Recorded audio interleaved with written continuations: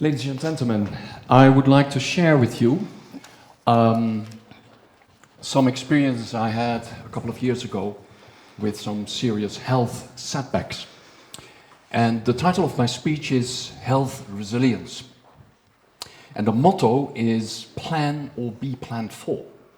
Because I seriously believe, and we saw some examples of it today, that you can be in charge when it comes to your health.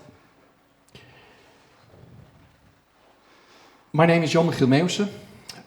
I was born in the island of Curacao, which is on the Dutch Caribbean, tropical island.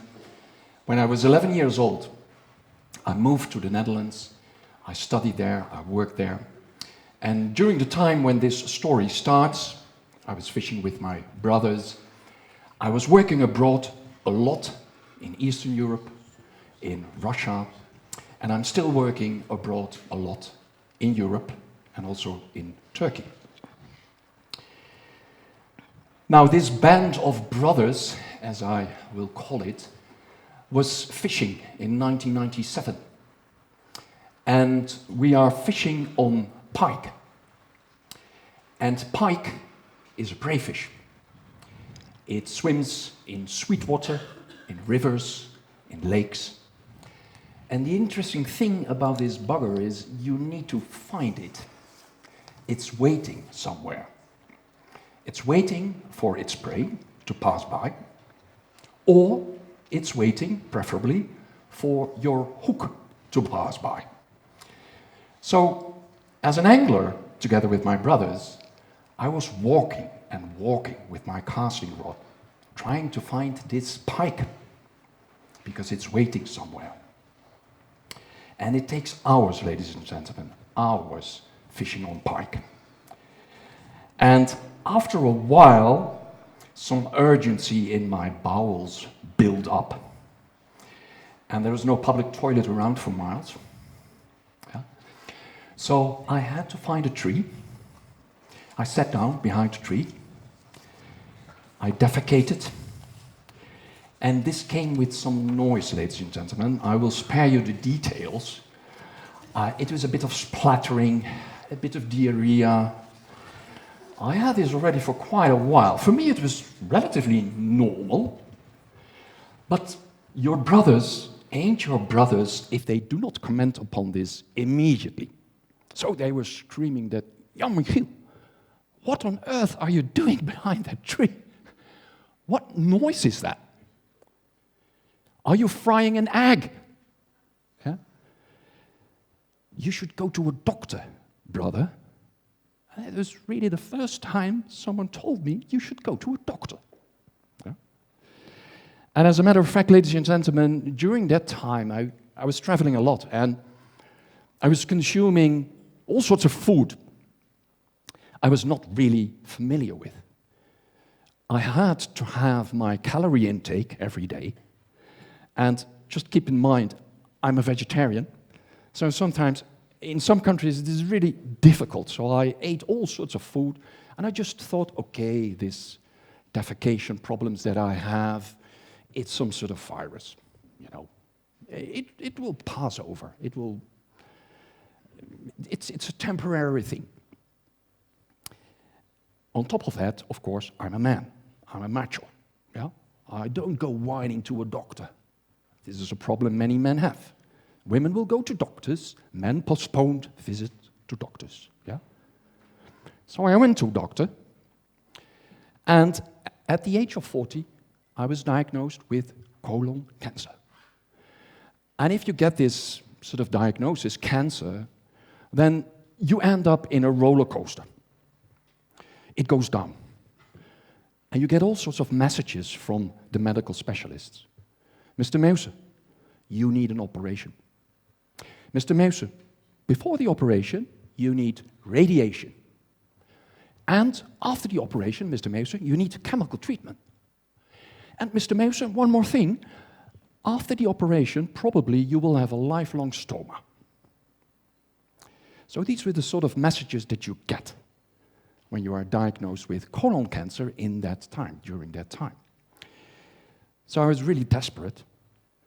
I thought, wow, I'm 40 years old.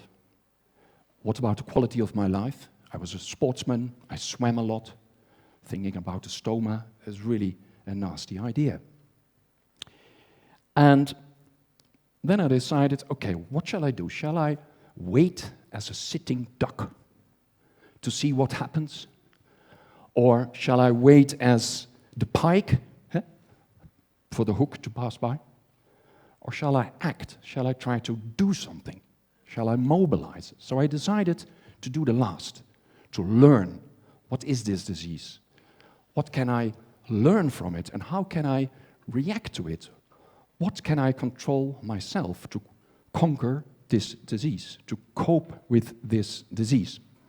So I got in touch with some friends in my network, I activated my network, and I met a befriended pathologist. And now you will say, okay, yeah, Michiel, that's easy talk of you. You have a network. I don't. Well, ladies and gentlemen, I think everyone has a network. Everybody has a network. You have a father, you have a mother, you have grandparents, you have colleagues, you have children. You need to activate it, your network. You need to share it. This is a network graph based on the famous theory that everybody in the world is just 6 handshakes away. So from A to B, if you enter those small stellar systems of human beings, you are just a few handshakes away from Barack Obama, by example. So, for instance, if we have the network drink afterwards and you shake hands with me, you are just 1 handshake away from our Prime Minister, Mr. Rutte. And you are just 2 handshakes away from Barack Obama. Yeah? So just keep this in mind that the world is much smaller than we think it is. Of course, you have to go out. You have to be vulnerable. You have to share your burden and your worries. And then you will be amazed what you will get in return. So,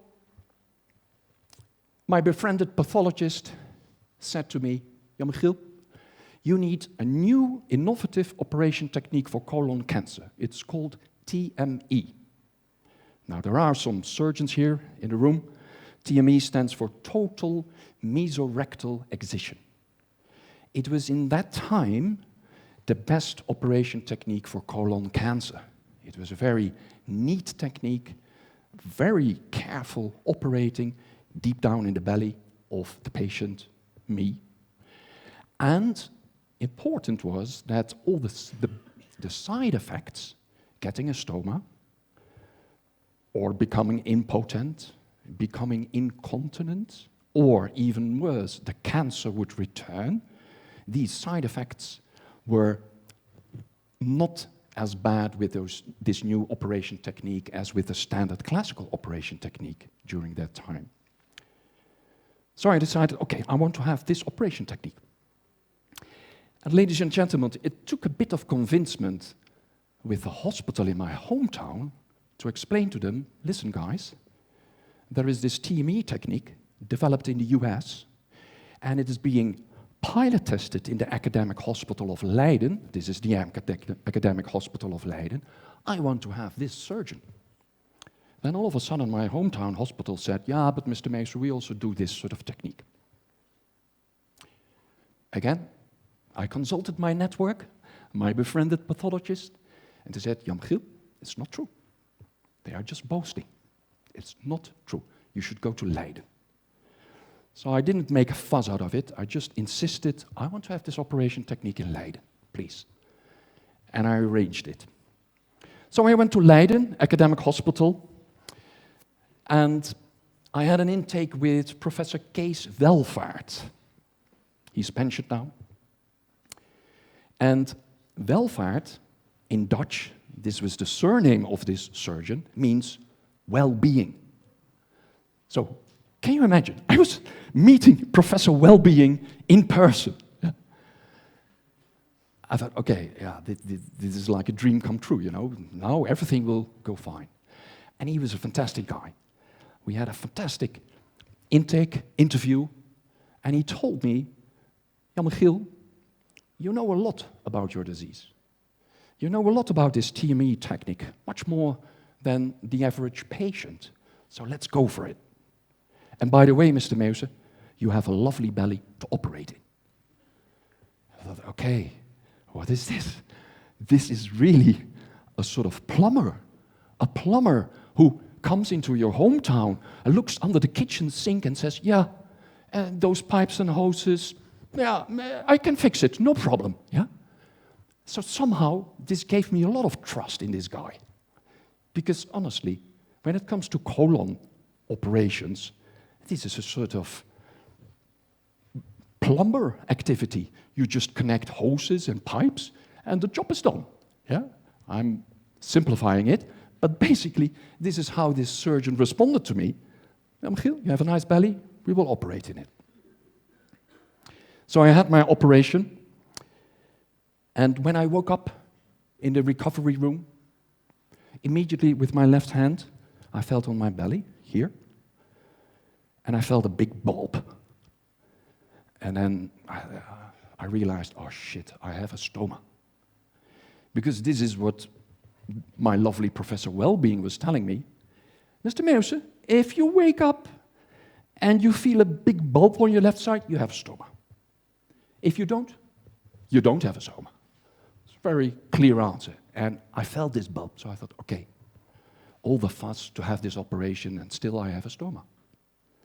Then someone in the recovery room came to me and he said, Mr. MEEUWSEN, how are you doing? I said, yeah, I'm fine. I woke up, but I'm afraid I have a stoma. And he just lifted the sheet and he said, you don't have a stoma. That is just the bandage of the wound. Because you get a big wound there, you know, they open up your complete belly, just a bandage of the wound. So just imagine, ladies and gentlemen, the relief I had that, okay, that was my operation. So I remember vividly my son, 7 years old, who, when I got back home, asked me, Daddy, do you have this small bag for your poop here?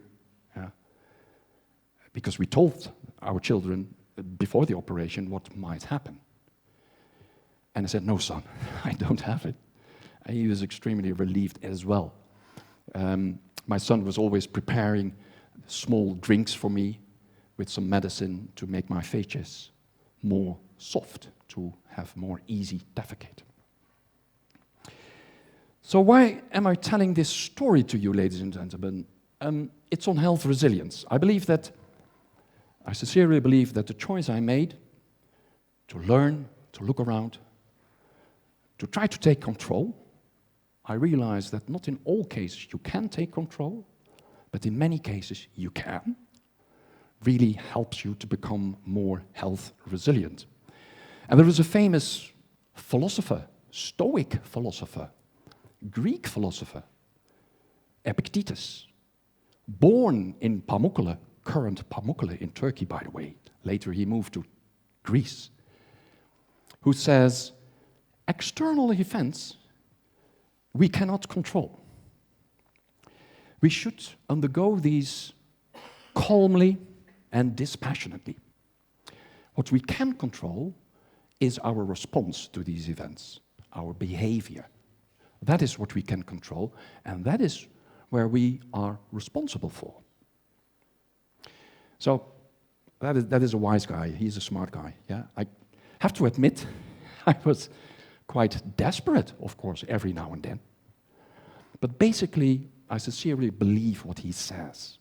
It doesn't help if you go whining around. Yeah? You have to take your life in your arms. And I would like to share another definition of health with you, which is made by Machteld Huber. Mrs. Huber is a Dutch researcher in health, and she and her team redefined health. Their definition is health is the ability to adapt and self-manage in the light of physical, emotional, social challenges of life. We saw some excellent examples today. And if you can do that, if a human being can do that, you are healthy. And that is a complete different definition compared to what still the WHO, the World Health Organization, defines as health, which in most cases is the complete absence of disease, which of course does not fit with our current societies, where we are aging, where chronic diseases are growing. Many cancers are chronic.